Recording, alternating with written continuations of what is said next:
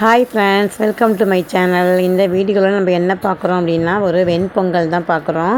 பொங்கல் பிடிக்காதவங்க யாரும் இருக்க முடியாது. ஏன்னா பொங்கல் நிறைய டைப்பாக செஞ்சாலும் ஒவ்வொருத்தங்க ஒவ்வொரு விதமாக செய்வாங்க. நான் எப்படி செய்வேன் அப்படிங்கிறத பார்க்கலாம். நான் ஒரு கப்பு பச்சரிசி எடுத்திருக்கேன். அதுக்கு ஒரு அரை கப்பு பாசிப்பருப்பு எடுத்துக்கிறேன். பாசிப்பருப்பு சேர்த்தா தான் பொங்கல் பெருமாள் கோயில் பொங்கல் மாதிரி நல்லா வாசமாக இருக்கும். அதனால் ரெண்டுத்தையும் போட்டு ஒரு 10 நிமிஷம் நல்லா தண்ணி ஊற்றி ஊற வச்சிட வேண்டியதான். ஊறினதுக்கு அப்புறம் நல்லா வாஷ் பண்ணி அதை எடுத்துக்கணும். எப்போதுமே நீங்கள் பொங்கல் செய்யும்போது பாசிப்பருப்பு சேர்த்து செஞ்சு பாருங்கள், நல்லா டேஸ்ட்டாக இருக்கும் அது.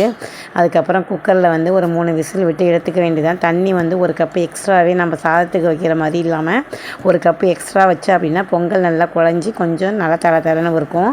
அதுக்கப்புறம் பார்த்திங்கன்னா 2 டேபிள் ஸ்பூன் நெய் விட்டு அது கூட ஜீரகம் சேர்த்துக்கிறோம். அதுக்கப்புறம் பார்த்திங்கன்னா மிளகு நான் இதில் சேர்த்தேன் அப்படின்னு சொன்னால் பசங்க அதை பொறுக்கி தனியாக எடுத்து வச்சிடுறாங்க. அதனால் நான் அதுக்கு மிளகு தூளாக தான் எப்போதுமே சேர்த்துப்பேன்.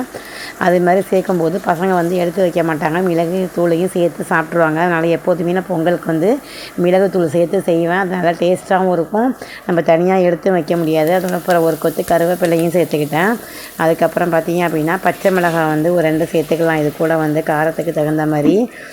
நான் சேர்க்கலை, பசங்க சாப்பிட்றதுனால நான் சேர்க்கலை. அதை பொங்கல் கூட சேர்த்துக்க வேண்டியதான். பொங்கல் எப்படி நல்லா வெந்து மசிஞ்சு நல்லா தண்ணியாக குழைவாக இருக்குது பாருங்கள். அந்த பொங்கலை பார்க்கும்போதே நமக்கு தெரியும் அந்த பொங்கல் எப்படி இருக்குன்னு. ஒரு 2 ஸ்பூன் நம்ம நெய் மேலே சேர்த்துட்டோம் அப்படின்னா அந்த நெய் ஸ்மெல்லுமே நல்லாயிருக்கும்.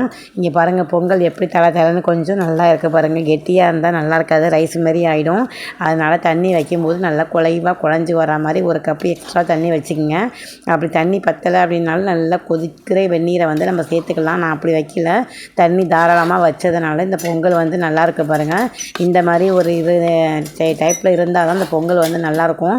கொஞ்சம் இறுகிட்டுனா அந்த டேஸ்ட்டு கொடுக்காது. பொங்கலுக்கு எப்போதுமே பெஸ்ட்டு காம்பினேஷன் பார்த்திங்க அப்படின்னா தேங்காய் சட்னி தான். நாங்கள் ஹாஸ்டலில் இருக்கும்போது எங்களுக்கு பொங்கல் போடுவாங்க வீக்லி ஒன்ஸு. ஆனால் அங்கெல்லாம் பார்த்திங்க அப்படின்னா சாம்பார் சைட் டிஷ்ஷாக கொடுப்பாங்க. அதுவுமே நல்லாயிருக்கும். வீடியோ பிடிச்சிருந்தால் லைக் பண்ணுங்கள், சப்ஸ்கிரைப் பண்ணுங்கள். தேங்க்யூ.